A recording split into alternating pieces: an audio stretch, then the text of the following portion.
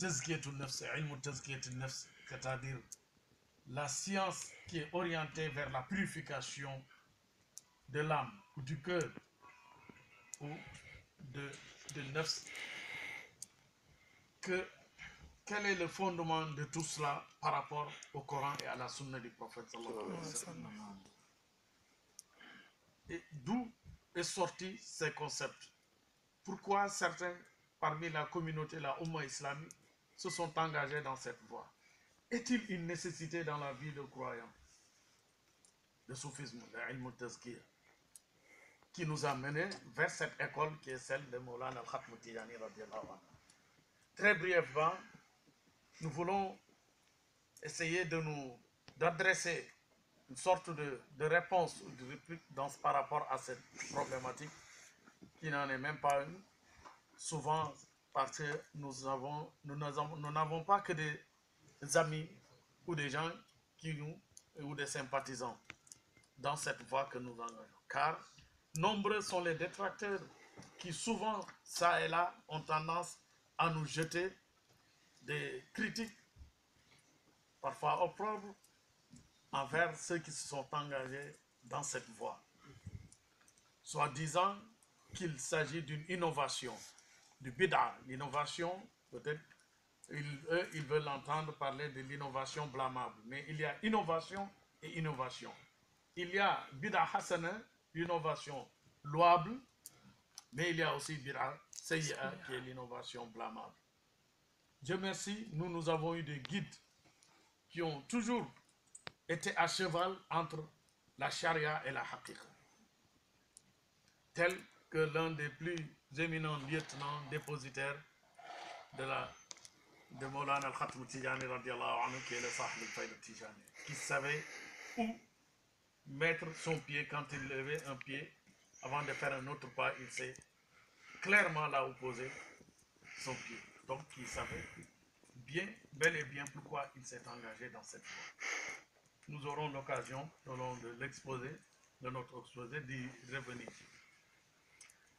Mais cette école, qui est une des écoles dans l'islam, qui est le ilm tazkiyat an-nafs, où est-ce qu'il tire sa source de légitimation? Est-ce une science légitime par rapport dans l'islam, par rapport au Coran et à la sunna du prophète? Oui, il en est.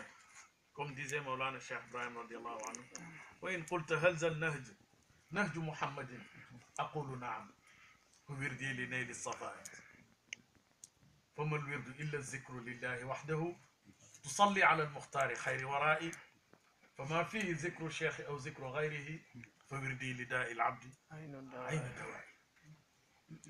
Il disait, si vous me posez la question de savoir est-ce cette voie est celle du prophète sallallahu alayhi wa sallam, je répondrai par l'affirmative. Oui, certes c'est une voie du prophète sallallahu alayhi wa sallam. Pourquoi? Parce que il n'y a nulle part où est mentionné le nom de Cheikh Ahmed Tidiane. Avant cela, le vers précédent, il dit, il n'y a que l'invocation du nom d'Allah subhanahu wa ta'ala. Après le pardon, l'imploration du pardon d'Allah et la prière sur le prophète sallallahu alayhi wa sallam et l'invocation du nom d'Allah subhanahu wa ta'ala. Tous ces trois éléments qui constituent ce wird que nous pratiquons ont leur fondement dans le Coran et la sunna du prophète. Pour ne pas trop aller trop de détails sur ce plan, il y a énormément de versets coraniques qui stipulent l'importance de l'invocation de nom d'Allah, l'imploration du pardon, istighfar, mais aussi la prière sur le prophète sallallahu alayhi wa sallam, que lorsqu'Allah subhanahu wa ta'ala nous y invite et nous interpelle dans ce sens, il nous dit que lui-même il le fait, ainsi que les anges.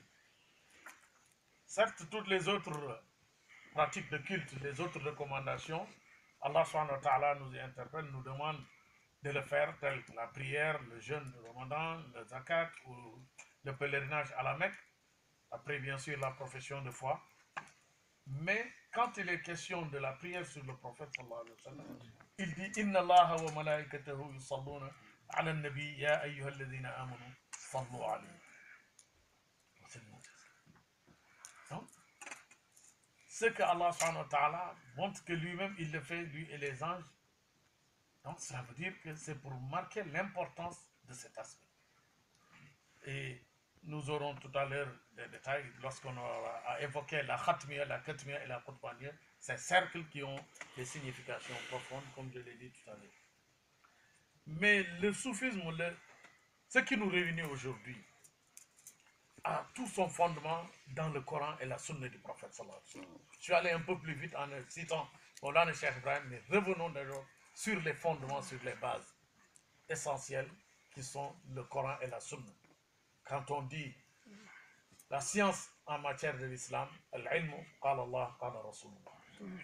Ce qui est mentionné qui a son fondement dans le Coran ou dans les hadiths du prophète sallallahu alayhi wa sallam. Et parfois, certains prétentieux ont tendance à dévier ou à faire une mauvaise interprétation sur certains versets ou certains hadiths quand ils parlent de bid'a. Mais lorsqu'il est question de s'engager dans la voie d'Allah subhanahu wa ta'ala, d'être avec ceux qui sont ses proches, de chercher à avoir un intermédiaire dans votre engagement pour aller vers Allah, il y a un verset coranique qui mentionne clairement cette obligation. Vous qui croyez, ou vous qui croyez, cherchez à avoir un intermédiaire qui vous mène vers Allah subhanahu wa ta'ala. Ya ayyuhalladhina amanu taqullaha wabtaghu ilayhi wasila. C'est très clair. Wasila. Et Maulana Cheikh Ibrahim, radiallahu anhu, quand il fait l'interprétation de ce concept de wasila, dans son fameux ouvrage qui constitue un grand livre de chevet pour tout mouride qui se réclame de lui, tout disciple qui se réclame de lui, il dit que c'est de 3 niveaux.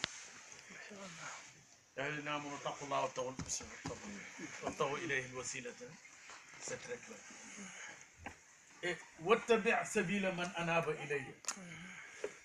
un autre verset qui vient stipuler le fait que réaffirmer cette nécessité de s'engager dans la voie d'Allah en se référant chez les ulama, les hukama et les julasa. Venons sur ce hadith qui le stipule. Il dit, vous qui croyez, cherchez un intermédiaire qui vous mènerait vers vous. Dans un autre verset, il dit, suivez la voie de celui qui s'est retourné vers moi. Un troisième verset, Maulana Cheikh Ibrahim insiste sur cela, dit que قل إن كنتم تحبون الله فاتبعوني يحببكم الله. Là, Allah subhanahu wa ta'ala dit que si vous aimez Dieu, si vous aimez Allah subhanahu wa ta'ala, suivez-moi, le prophète. Il parle, sallallahu alayhi wa sallam, par l'intermédiaire du prophète. Suivez-moi et Allah subhanahu wa ta'ala vous aime. Il ne dit pas suitement, la logique voudrait peut-être que suivez-moi, je vous aime, mais il dit suivez-moi et Allah vous aime. Vous voyez cette proximité très très intime qu'il y a entre la Hadratul Quds et la Hadratul. Là, c'est d'une autre dimension. Donc voilà en gros 3 versets coraniques qui mettent en exergue, en lumière, la nécessité de s'engager dans la voie qui mène vers le plus haut niveau de la dimension de l'islam qui est l'ihsan. Nous venons de parler donc du fondement sur le fondement sur coranique de l'engagement dans la voie de Al-Tazkiyah. Maintenant, essayons d'apporter les hadiths, les multiples hadiths. Il y en a plusieurs, d'ailleurs on n'aura pas l'occasion de tout citer ici, on va aller très rapidement. Les hadiths dont le fameux, le plus répandu, le plus connu, c'est un hadith rapporté par les Shaykhani. Quand on parle de Shaykhani, il s'agit de Bukhari et Muslim. Les sahih, les recueils de hadiths les plus authentiques sont les 6 plus connus, mais il y en a d'autres aussi, comme Abu Daoud. Mais les sahih sitta, il y en a parmi les plus éminents que l'on appelait les Shaykhani. Après le Coran, il n'y a pas d'autre source de légitimation dans l'islam plus solide que ces deux-là. Et tous les deux ont rapporté ce hadith connu sous le fameux hadith de Hadith Jibril. Le hadith de Jibril, que dit-il? C'est Sidna Omar ibn Khattab radiallahu anhu qui rapporte ce hadith, qui dit qu'un jour on était en assemblée avec le prophète sallallahu alayhi wa sallam, qui nous entraînait sur l'islam, et d'un coup, un homme habillé tout blanc est surgi, est arrivé sur nous, mais inconnu de cette zone. Personne ne le connaissait. Habillé tout blanc. Et rien ne montrait qu'il venait de loin, aucune trace de poussière ou de fatigue qui montre que cette personne, apparue sous la forme humaine, était venue de loin. Parce que personne ne le connaissait, mais il n'a aucune trace. Parce qu'avant, les moyens de transport que nous connaissons aujourd'hui n'étaient pas les mêmes. C'était les chameaux, les autres, les mulets, etc. Mais pas les véhicules ou les moyens de transport très confortables aujourd'hui. Et il est venu s'asseoir, c'est Omar qui le décrit, habillé tout blanc, les cheveux tout noirs. Il est venu s'asseoir jusqu'à poser ses genoux contre ceux du prophète sallallahu alayhi wa sallam, contre les genoux du prophète sallallahu alayhi wa sallam, et lui dit Akhbirni an al-Islam. Il lui demande de lui définir l'islam, la notion de l'islam. Et le prophète sallallahu alayhi wa sallam de lui citer les 5 piliers de l'islam. Ils sont la profession de foi, la prière, les 5 prières quotidiennes, la zakat, le jeûne de Ramadan et le pèlerinage à la Mecque. Et il lui dit, Sadaqta, vous avez raison. Et à la surprise de l'assistance, il pose en même temps des questions, et après avoir reçu la réponse, il dit oui, c'est vrai, vous avez raison. Donc, il ne posait pas de questions qu'il ignorait, il ne posait pas des questions qu'il ignorait. Donc, c'était comme un test ou bien pour pouvoir apprendre aux autres. Et c'est à la fin du hadith, c'est que le prophète sallallahu alayhi wa sallam révèle l'identité de cette personne. Et il lui dit, Sadaqta, ok, vous avez raison. Passons à l'autre étape suivante. L'étape suivante qui est le iman, la foi proprement dit en Dieu. Ce qui veut dire donc, il ne s'agit pas de faire la soumission à l'islam subitement pour devenir un véritable croyant, d'accéder à l'iman. D'ailleurs, le Coran nous interpelle dans ce sens. قالت الأعراب آمنا قل لم تؤمنوا ولكن قولوا أسلمنا ولما يدخل الإيمان في قلوبكم. Vous voyez? Donc, il ne suffit pas d'embrasser l'islam d'un seul coup pour vraiment avoir la foi proprement. Et il lui demande la définition de l'iman, la deuxième dimension de l'islam, dont il parlait, les maqamat du l'islam. Il lui dit de croire en Allah, au prophète, au livre révélé, à la vie de l'au-delà, à la prédestination, la fatalité et la prédestination, ce qui est bien, ce qui est mauvais, ce qui est agréable et ce qui est désagréable. Lui dit ça. Toujours à la réponse, il dit, vous avez raison. C'est dans Omar qui a rapporté ce hadith, il dit, ce qui suscitait notre étonnement. Et il continue. Et l'ihsan, et l'ihsan, les bonnes œuvres, les bonnes actions, l'action la plus sublime. Il dit,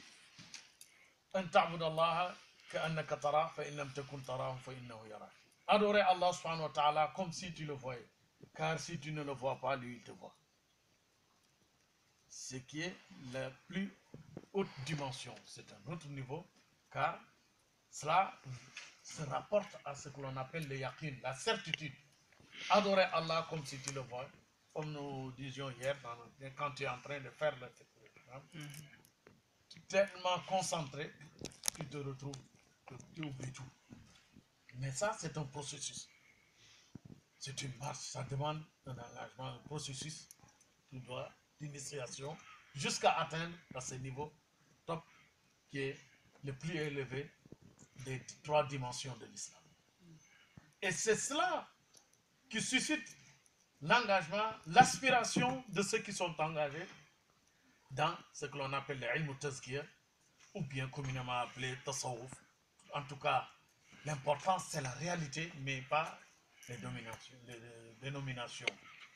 C'est-à-dire le rapport qu'il y a entre ce que l'on appelle le signifiant et le signifiant. Et là, Mawlana Cheikh radiallahu anhu, quand il donne l'interprétation de ces maqamat d'Islam, il lui apporte les manazil aussi qui sont liés. Mais pour aller rapidement, comme par exemple avec l'islam, il y a la tawbatu, la istiqamatu et le taqwa. Ensuite, iman, il y a le sidq, l'ikhlas, la tuma'ninatu. Et l'ihsan, il y a la muraqabatu, la mushahadatu et la ma'rifatu. Ce qui donne également aussi 9 éléments.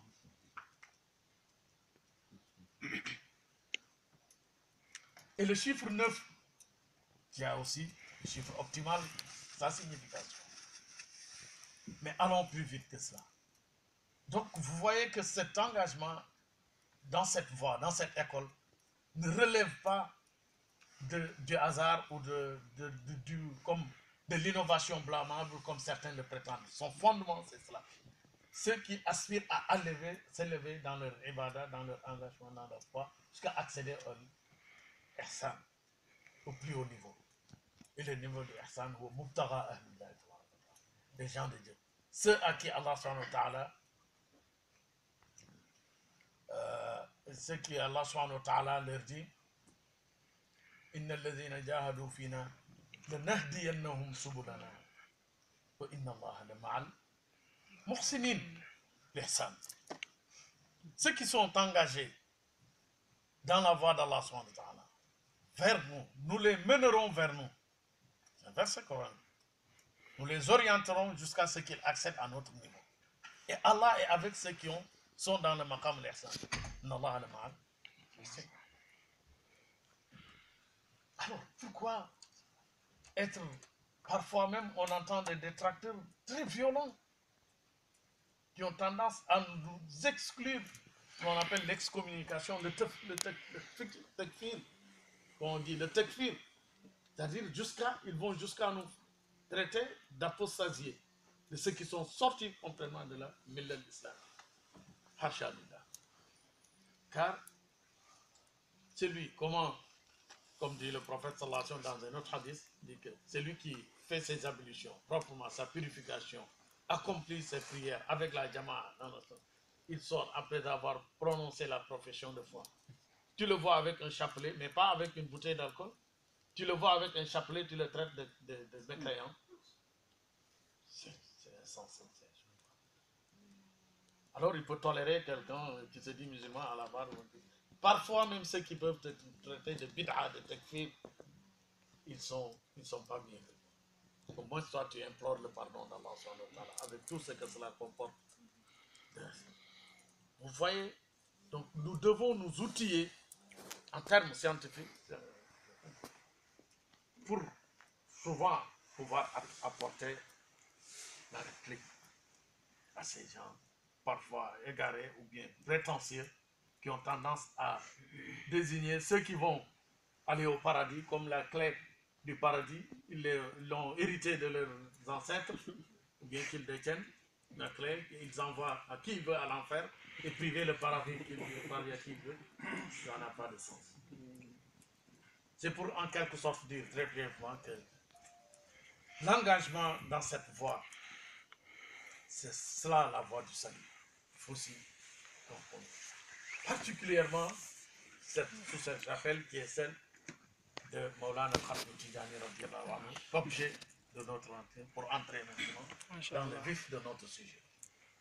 Maulana Cheikh Khatm Tijani radiallahu anhu, qui est né vers les années 1737 de l'ère grégorienne et 1150 en l'ère Hijri. Il est né dans un village qui s'appelait Aïn Madi, un jour de Khamis. Certains parlent de 12 Safar de ce mois, donc on est vraiment dans le mois de Maulana.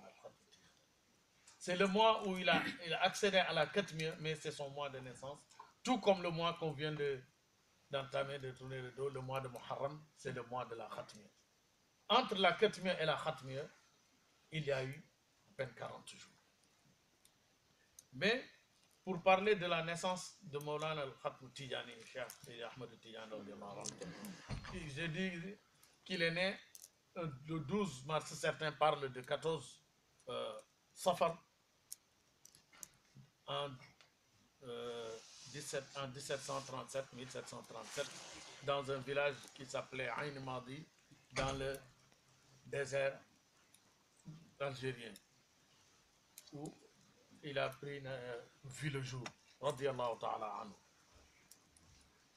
Cette date n'est mentionnée nulle part, le jour ou la date de sa naissance n'est nulle part mentionnée dans les ouvrages qui constituent les grandes références dans la littérature tijani, telles que le Jawahir al-Ma'ani, Perles de signification, ou bien les Jami' de Ibn Mishri, on ne le verra nulle part dans ces ouvrages.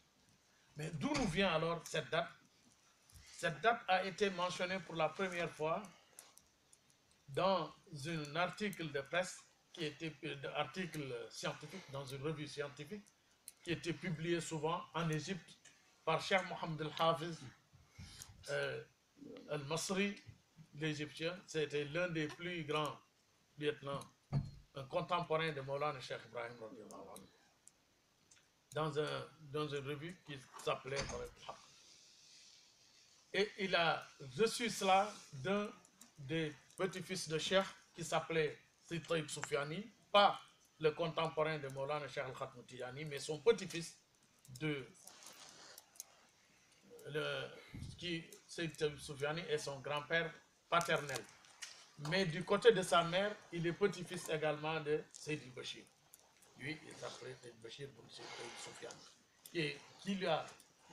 qui a publié ça dans un article qu'il a écrit et il a été publié par cette revue scientifique. Donc cette date, nous le trouverons nulle part ailleurs dans les grands ouvrages de Sidna Cheikh radiallahu anhu. Mais il a grandi auprès de son père. Il est le fils radiallahu anhu de sa lignée généalogique. Il est fils de Mohammed bin Sayyidi al-Mukhtar. Il est fils de Ahmed bin Mohammed bin Salum bin Abil Aïd bin Salum bin Ahmed al-Mu'aqqab, qui était souvent surnommé Al-Alawani, bin Ahmed bin Ali bin Abdullah bin Al-Abbas bin Abdul Jabbar bin Idris bin Ishaq bin Ali Zain al-Abidin bin Ahmed bin Mohammed Nafs Zakiya bin Abdullah al-Kamil bin Al-Hassan al-Musanna bin Al-Hassan al-Sibti bin Ali bin Abi Talib karramallahu wajha.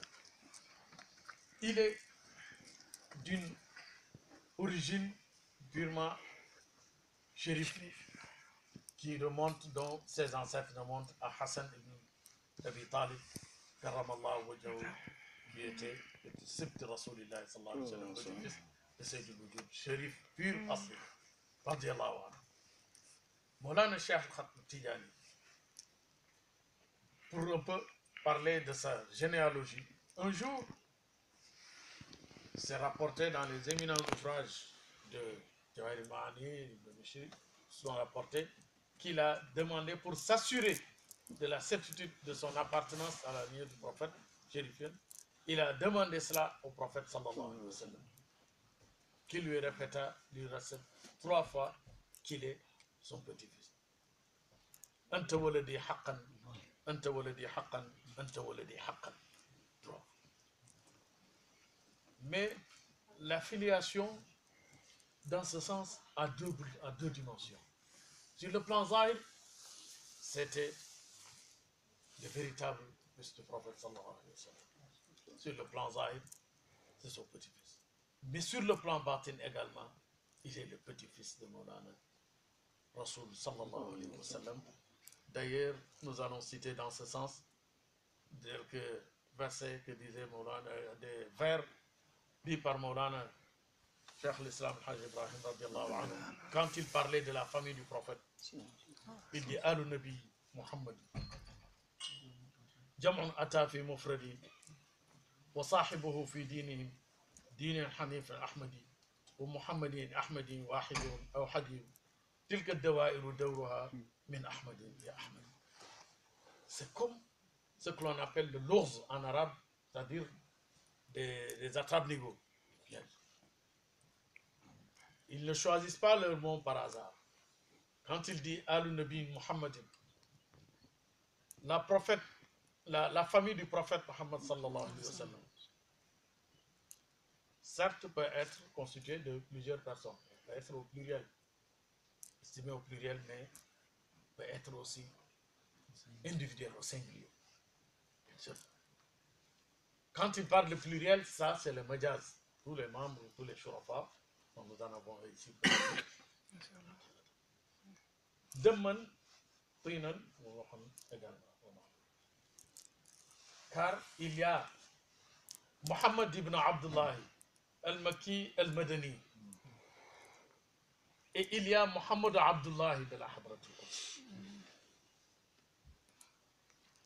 Que Muhammad à qui Allah subhanahu wa ta'ala dit Innaka la tahdi man ahbabt walakin Allah yahdi man yasha. Muhammad de la Mecque de Médine. Mais quand il est question de Muhammad Abdullah de la Hadratul Quds, il dit je jure Innaka la tahdi ila siratil mustaqim. Pour celui qui ne comprend pas les dimensions et les paraboles dans le Coran, va peut-être croire qu'il y a contradiction dans le Coran. Ça n'en a jamais été le cas. Il suffit souvent de lire avec les dimensions.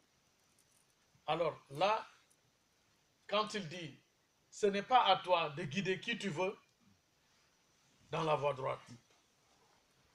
Innaka la tahdi man ahbabta. Mais c'est à Allah subhanahu wa ta'ala d'orienter, de guider dans la voie droite qui il veut. Là, il s'agit de ce Muhammad al-Hashimi sallallahu alayhi wa sallam, al-Makki, al-Madini, qui a, après 13 ans, a appelé les Mekwa, cette lumière de l'islam. Ils ont refusé à effectuer l'hégire à Médine avant de quitter ce bas monde 10 ans après. Celui-là, c'est à qui il était adressé. Ce n'est pas à toi de guider qui tu veux, mais c'est à Allah subhanahu wa ta'ala d'orienter. Mais c'est le reflet de celui. Comme disait Imam al-Busayri, va savoir ce que ça veut dire, son ma'na et son image. C'est lui que Uwais al-Qarani Yamani disait, en s'adressant à ses khulafa, Omar al-Khattab, leur disait que vous n'avez vu du prophète sallallahu alayhi wa sallam que son ombre. Alors, dans la Sira Nabawi, dans l'histoire du prophète sallallahu alayhi wa sallam, tout le monde sait que quand il marchait, il n'avait pas d'ombre, à la différence du commun des mortels que nous sommes. Lui, il n'avait pas d'ombre, c'était une lumière. Sallallahu alayhi wa sallam. Et Aïcha disait qu'un jour, son aiguille était tombée, il cherchait, dès que le prophète sallallahu alayhi wa sallam est entré avec la lumière, elle l'a retrouvé. Celui-ci n'avait pas de lumière. N'avait pas d'ombre. De quelle ombre parlait alors Uwais al-Qarani? Va savoir, va demander ça. C'est lui qui a fait, qui était l'incarnation du Tajalli Muhammad al-Haqq. Voilà pourquoi, cher, quand il parle ici de Jama' et de Mufrad, de Jama'a, de plusieurs et d'individuels, de singulier, il parle au pluriel et au singulier. Il faut savoir, quand il dit également que ce Muhammad-là, n'a qu'un seul. Il n'y a qu'un seul membre, un seul individu qui est membre de cette famille. Va lire la Salat al-Fatih à la fin. Ala alihi, haqqa qadrihi wa miqdari. Va savoir ce que représente, ce que signifie haqq, qadru et miqdar. Et pourtant, en arabe, ce que l'on appelle, ça c'est un masdar mimi, et l'autre un masdar simple. C'est-à-dire le radical avec le mime et l'autre avec le simple. Qadr, ça veut dire toujours son degré, sa dimension, son élévation, à sa juste valeur. Et pourquoi cette répétition? S'il s'agissait d'une seule, c'est deux mots qui ont la même signification, les mots sont des synonymes. Certes, sur le plan apparent, zahir, c'est des synonymes, mais profondément, il y a d'autres significations. Et Cheikh al-Khatm Tijani radiallahu anhu, dont je disais qu'il est issu de la famille du prophète sallallahu alayhi wa sallam par l'intermédiaire de Hassan. Et il lui a ajouté, le prophète sallallahu alayhi wa sallam lui dit, ne savez que il est Hassan. Après lui avoir assuré qu'il est réellement son fils, on te le dit, haqqan, haqqan, majazan et haqiqatan. Et il a fréquenté l'école coranique, il a appris le Coran qu'il a mémorisé à bas âge. Au moment où on a tendance à entamer, à commencer à apprendre le Coran, à 6 ans, 7 ans, c'est là où il a mémorisé le Coran. C'était extraordinaire. Ça veut dire que celui-ci sort de l'ordinaire, c'est pas, mais c'est ainsi qu'Allah subhanahu wa ta'ala, au dépositaire de son secret, quand ils sont investis, genre de personnes investies d'une mission divine, les missions divines sont toujours préparées depuis le SN, c'est-à-dire de la pré-éternité. Voilà pourquoi, quand il apprenait le Coran, radiallahu anhu, à chaque niveau, quand on lui demande de dire, il dit, il récite systématiquement, il dit, il récite, jusqu'à émerveiller son maître coranique qui lui demande ça. Qu'est-ce qui se passe? Vous connaissez le Dars alors? Il suffit de lui dire, il lui dit. Dès qu'il finit de lire, lui, il reprend exactement jusqu'à ce qu'à 7 ans, il finit le Coran. C'est extraordinaire. 7 ans, au moment où nous nous amenés à l'école coranique à cet âge, c'est pratiquement assis, non? Il lui dit, tu le connaissais? Il dit, tu connais le Dars? Il prend encore subitement. Il fait subitement jusqu'à finir le Coran. Il lui dit, mais tu connaissais ça? Tu connais ça depuis quand? Il dit, je ne sais pas.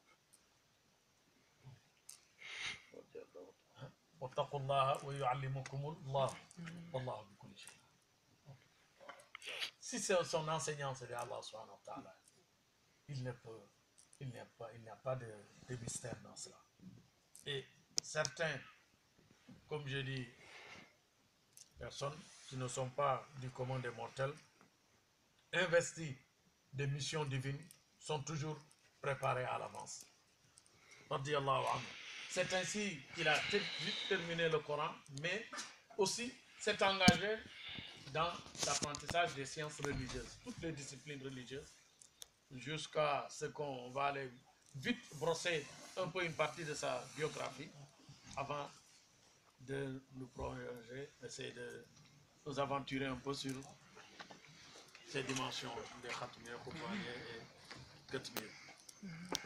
Maulana Cheikh radiallahu anhu donc a pu apprendre, après avoir appris les fiqh, les salles de Yazid al-Qayrawani, toutes ces disciplines religieuses, à peine il a atteint, même pas 20 ans, avant d'atteindre 20 ans, à l'image de notre cher guide spirituel lui également, qui disait au Libani, qui a commencé à écrire, à publier à l'âge de 21 ans. Mais Sidna Cheikh aussi, à peine eut-il 20 ans qu'il a commencé à devenir un grand mufti. Toutes les questions qui lui étaient posées en matière religieuse, il commençait à expliquer, à éclairer les gens, jusqu'à ce qu'il a émerveillé tous ceux qui sont entre eux. Donc, ce n'est pas par hasard. Car, comme je l'ai dit tout à l'heure, celui qui est investi d'une mission divine, Allah subhanahu wa ta'ala le prépare à l'avance. C'est ainsi donc qu'il a grandi dans cet environnement jusqu'à ce que ses parents, avant qu'il quitte ce bas monde, un même jour, parce que ils ont été atteints par une épidémie, la peste Taoun, qui les a avant le même jour. À peine qu'ils commencent maintenant à souffrir, à devenir un Tawali. Toujours, souvent, Allah subhanahu wa ta'ala, envers ces hommes de Dieu qu'il a choisis, ces investis de mission, il ne veut pas que personne vienne s'y associer. Il s'occupe lui, subhanahu wa ta'ala, uniquement de leur formation, mais de leur itinéraire et de leur processus, jusqu'à ce qu'ils commencent à s'engager réellement dans la mission pour laquelle ils ont été investis, à l'image du prophète sallallahu alayhi wa sallam, qui très tôt a perdu ses parents. Mon père est décédé avant même sa naissance, et à 6 ans, il a perdu sa mère, jusqu'à ce que les Qurayshites le désignaient de Yatim Abi Talib. C'est tout ce qu'ils savaient. Donc voilà pourquoi, comme nous le disions tout à l'heure, Maulana Cheikh perdit ses parents le même jour avant de se lancer maintenant purement, proprement dit, dans le domaine de la recherche et de la recherche du savoir, mais aussi, surtout, à s'engager dans cette voie qui est la voie soufie.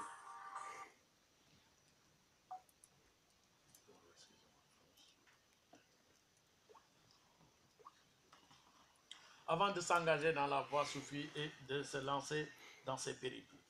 Mais pour aller un peu vite, arrêtons-nous un peu, radiallahu anhu, sur certains aspects de son portrait. Parmi les makarim al-akhlaq qu'il a hérité du prophète sallallahu alayhi wa sallam. Maulana Cheikh Tidjani radiallahu anhu, qui a donc s'est formé, qui a grandi entre ses deux parents qui étaient des salihin, parce qu'on raconte souvent que son père souvent avait tendance à cacher son visage tellement il était éclairé que cela suscitait parfois des fitnas auprès de certaines gens, certaines personnes, jusqu'à qu'il avait une khususiya que parfois les rouhaniyat l'interpellaient pour lui demander ce qu'il veut. Il les chassait et lui disait éloignez-vous de mon chemin, éloignez-vous de rapport entre moi et mon Seigneur. Écartez-vous. Ne vous mettez pas entre moi et Allah subhanahu wa ta'ala et mon Seigneur. Donc c'est pour vous dire qu'il a grandi, Allah subhanahu wa ta'ala lui a aussi choisi des salihin et qui sont bien occupés de lui, mais lui-même, radiallahu anhu, dès son jeune âge, était quelqu'un doté de toutes les qualités vertueuses. Les qualités vertueuses, ça ne peut pas être en rate, ne peut pas lui manquer, car il est véritable dépositaire et waris Muhammadi. Et nous le verrons tout à l'heure. Pourquoi waris Muhammadi? Parce que le prophète sallallahu alayhi wa sallam, Allah subhanahu wa ta'ala faisait, quand il lui faisait l'éloge, il lui disait vous êtes certes doté des qualités les plus vertueuses, la noblesse de caractère. C'était le cas de Maulana al-Khatam Tidjani radiallahu anhu, qui, quand il s'engageait, comme disait Sidi Ali Harazimi dans Jawahir, son portrait, il a fait une très longue biographie sur Sidina Cheikh, il disait qu'il avait le hazm et le azm. Le hazm, il n'entame rien sans le terminer, sans aller jusqu'au bout. Et qu'il décide, quand il arrive de décider quelque chose, il va le mettre en application. Donc c'était quelqu'un, un homme de volonté, de détermination, d'abnégation et surtout de persévérance. Et cela est important pour tout croyant qui aspire, qui est engagé dans cette voie, dans la voie qui mène vers Allah subhanahu wa ta'ala. Et c'est quelqu'un qui s'est très tôt mis à se concentrer, se consacrer dans les ibadat, dans les pratiques de culte. Non seulement se contenter des actes obligatoires, mais aussi les actions, les nawafil al-khayr, les actes surrogatoires. Maulana Cheikh radiallahu anhu, donc, on peut dire ce que Imam al-Busayri disait sur le prophète sallallahu alayhi wa sallam, Elif al-Nuska, wal-ibadata, wal-khalwata, tiflan, wa hakaza nujaba. Il dit que très tôt, à bas âge, il s'est habitué à la retraite spirituelle, à se retirer, à se concentrer sur les azkar, sur les ibadat, et à aspirer également à une élévation très très lointaine pour accéder au plus haut niveau de la dimension dans le domaine de la sainteté. Nous y viendrons tout à l'heure. Mawlana Cheikh, donc, radiallahu anhu, était quelqu'un de très éloquent. Quand il s'exprimait, c'était avec clarté, radiallahu anhu. Tout le monde comprenait ce qu'il disait, fasih al-lisan. Il était d'une éloquence particulière. Quelqu'un de très respectueux, qui avait ce que les Arabes appellent le waqar. Il s'agit des personnes qui, quand tu les vois, de premier abord, tu les vois respectueux. Ils sont respectueux, mais ils étaient quelqu'un également de doté de le haya. Bon, pas totalement la timidité, mais pour dire ça, je serais plus à l'aise en Wolof, kersa. Quelqu'un qui avait vraiment de la haya. Et le prophète sallallahu alayhi wa sallam disait que la timidité fait partie de la foi. Haya, c'est-à-dire le respect, c'est des caractères très nobles. D'une intelligence qui dépassait le cadre. Rien ne lui passait par la tête sans qu'il ne retienne. D'ailleurs, nous avons vu tout à l'heure comment il a appris le Coran. Quand on parle de chaque fois que son maître coranique lui donnait une leçon, il le mémorise tout de suite d'un seul coup, et jusqu'à ce qu'il n'a pas mis du temps pour mémoriser le Coran. Il suffit de comprendre qu'à 7 ans, quand on finit le Coran, biriwayati Warsh en Nafi, avec en restant tout ça auprès de son cheikh qui s'appelait Sidi Mohamed bin Hamoum Tijani, de la même village, du même village et de la même contrée que Maulana Cheikh Khatou Tijani. Donc j'ai dit qu'après cela, il a tout de suite mémorisé, il a tout de suite maîtrisé les disciplines religieuses, qu'il a tout de suite maîtrisé jusqu'à devenir un grand mufti de sa contrée. Et c'est ainsi, c'est après cela qu'il, après avoir accumulé les connaissances zahir, la charia, avoir une très bonne maîtrise de la charia, qu'il s'est engagé maintenant dans la voie des grands hommes. Il commence, et c'est là où débute ce fameux périple qu'il avait effectué, qui le mène jusqu'au Hijaz, à la Mecque et aussi à Medina Munawwar.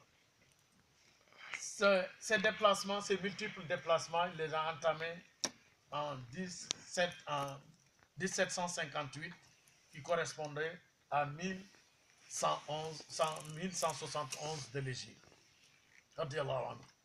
La première étape de ces déplacements, quand il a terminé tout ce qu'il avait à apprendre dans son village de Aïn Madi, il a pu rencontrer, à se déplacer en rencontrant Sidi Hassan al-Wanjeli, qui était l'un des grands oulémas de son qui a Fès, Sidi Taïb bin Seydi Mohamed al-Yamlahi, qui était à Fès. Et celui-là lui a autorisé, l'a donné l'initié avec ses azkar, qui lui a donné son talqin,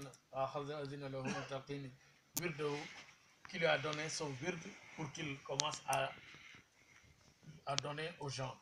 Mais Sidna Cheikh s'est abstenu avec plusieurs grands hommes de Dieu, des awliya qu'il a rencontrés, qui lui donnaient souvent leur awrad. Il s'abstenait de prendre aucun engagement. Il ne voudrait pas prendre des engagements. Certes, il était inspiré de ce qu'il attendait, parce qu'il avait une aspiration très élevée dans le domaine de la sainteté, je veux dire de la wilaya. Et Maulana Cheikh radiallahu anhu de poursuivre son chemin après avoir rencontré Mohamed Hassan al-Wanjeli, qui était à Fès. Il a continué son chemin pour aller rencontrer Sidi Arabi bin Ahmed bin Mohamed al-Andalusi, qui a parlé avec lui sur certains azkars et sur certains secrets. Il a continué également toujours rencontrer un autre wali saleh qui s'appelait Abu Abdullah Sayyid Mohamed bin Abdullah Tazani, tout comme il a eu à rencontrer également, toujours dans cette même zone entre le Sahara et Fès, qui aujourd'hui, avec les nouvelles frontières, on parle de Maroc, l'Algérie, alors à l'époque c'était le Grand Maghreb. Donc, Sidna Cheikh radiallahu anhu poursuivait son chemin jusqu'à rencontrer Wali Salih al-Malamati, Sidi Ahmed al-Tawash. Sidi Ahmed al-Tawash qui était Nazil Taza, qui était à Taza, de passage à Taza, qui lui a donné un nom et lui a demandé d'effectuer les khalwa, les retraites spirituelles et de patienter pour ce qui l'attend comme un grand maqam, un très grand degré de sainteté qui l'attendait. Mais Moulana Cheikh radiallahu anhu, pour ce qu'il voulait à ses adeptes, en pensant à eux, n'a pas voulu s'engager dans une voie qui serait liée avec les retraites spirituelles et les difficultés de Takashuf, les khalawat et l'isolement. Ce n'était pas ça ce qu'il attendait. Voilà pourquoi d'ailleurs Mohamed lui disait Bila khalwatil rabba wa rabbahu bi khalwatin wa shattana ma bayna al-yazidaini manhala. Si certains maîtres soufis ont tendance à se référer à la retraite spirituelle, à l'isolement, pour donner une éducation spirituelle à leurs adeptes, lui, il n'en est pas question pour Moulana Cheikh Khatmoutiyan radiallahu anhu. Lui, il faisait la tarbiya sans la khalwa, sans le taqashuf. C'est pourquoi il dit que entre les deux Yézid, il y a une grande différence de source.